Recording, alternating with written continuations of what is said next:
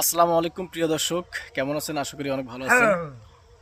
এই যে পাশে 70 বছরের প্রতিবন্ধী সন্তানকে দেখতে পাচ্ছেন, তাকে তার 90 বছরের অসহায় বৃদ্ধ মা এখনো লালন পালন করে আসছে।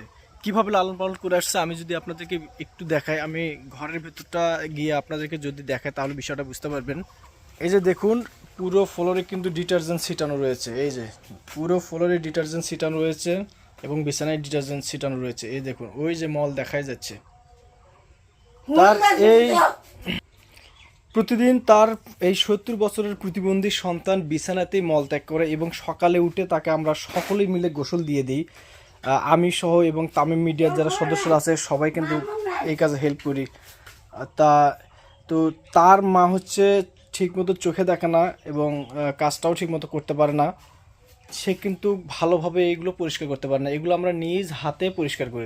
এই যে মল ত্যাগ করা বিছানাটা দেখছেন এবং ফ্লোরটা যে দেখতে পাচ্ছেন, এইগুলো সে ভালোভাবে পরিষ্কার করতে পারে না। আমি অথবা আমাদের তামিম মিডিয়ার যে সদস্যরা আছে তারা কিন্তু প্রতিনিয়ত আমরা প্রতিদিন সকালে এসে এগুলো পরিষ্কার করে দেব। তারপর তার প্রতিবন্ধী সন্তানকে গোসল দিয়ে মিষ্টি রোদে বসিয়ে দেব। তার মা তারপর গোসল দিবে, তারপর একসাথে বসে তাদেরকে খাওয়াইয়া আমরা এখান থেকে চলে যাই। এটা হচ্ছে আমাদের ডেইলি রুটিন। তো ওই যে বালিশটিগুলো দেখতে পাচ্ছেন, এগুলো আগে সর্বপ্রথম আমাদের বাইরে রাখতে হবে।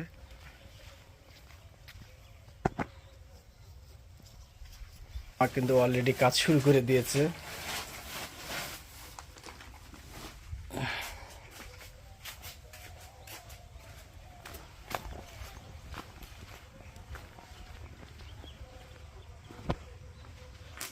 অসহায় মা পরিষ্কার করতেছে, তারপরে কিন্তু ময়লা লেগে আছে। এই যে দেখতে পাচ্ছেন, এখন আমি যে ঝাঁটা নিয়ে আসলাম এটা দিয়ে আমরা পরিষ্কার করে দেবো।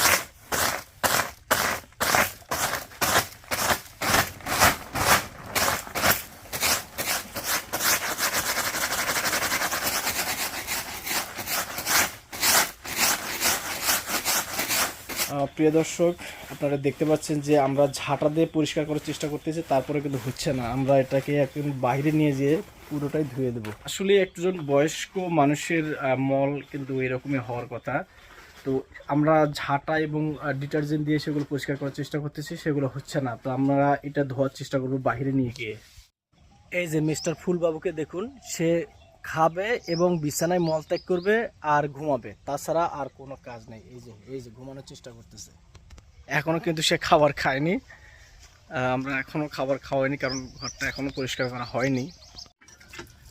তো এখানে আমাদের এখন কাপড়ের কাজগুলো শুরু হয়েছে, ঘরের কাজ শেষ। এখন আমরা সবগুলো কাপড় ধোবো। এই যে দেখতে পাচ্ছেন আশেপাশে কিন্তু আরো অনেক কাপড়। তো এই অসুস্থ অসহায় বৃদ্ধ মা সে ধীরে ধীরে কাপড়গুলো ধোয়ার চেষ্টা করে এবং আমি তাকে টিউবওয়েল চালিয়ে দিয়ে এবং ডিটারজেন্ট দিয়ে সহযোগিতা করি। তিনি কিন্তু ঠিক মতো দেখেন, আমাকে দেখিয়ে দিতে হয়। তিনি আস্তে আস্তে এগুলো পরিষ্কার করতে থাকে। তো আমরা এখন এই যে বালতিতে কাপড়গুলো দেখতে পাচ্ছেন, এইগুলো এবং এগুলো আমাদের সব পরিষ্কার করতে হবে। এই যে ডিটারজেন্টটা দেখতে পাচ্ছেন, এই ডিটারজেন্টটা 500 গ্রামের একটা ডিটারজেন্ট। এটা হচ্ছে 3 দিনে শেষ হয়ে গেল। এত পরিমাণ ডিটারজেন্ট এদের ময়লা কাপড় পরিষ্কার করতে ব্যবহৃত হয়। এই যে অসহায় বৃদ্ধ মা কিন্তু গোসল দিয়ে কাপড় চোপড় পরে নিয়েছে এবং আমাকে ইশারায় বলছে যে এই গামছাটা একটু শুকাতে দাও। সো এই যে এখানে আমাদের আঞ্চলিক ভাষায় টার বলা হয়, তারে আমরা এটা শুকাতে দেব। আর ওই কাপড়গুলো একটু পরে শুকাতে দেওয়া হবে। আলহামদুলিল্লাহ, আমাদের ঘরের কাজ এবং যে কাপড়গুলো ধোয়া শেষ। এখন আমি মিস্টার ফিট বাবু এনার সাথে একটু বসে কথা বলবো। আপনারা অনেকে আমাদেরকে ভিউ ব্যবসায়ী বলেন। আসলে ভিউ ব্যবসায়ী কথাটা শুনলে একটু খারাপ লাগে। আমাদেরকে ফেসবুক বা ইউটিউব যদি একটু রেভিনিউ দেয়, আপনার কোনো তো সমস্যা হওয়ার কথা না।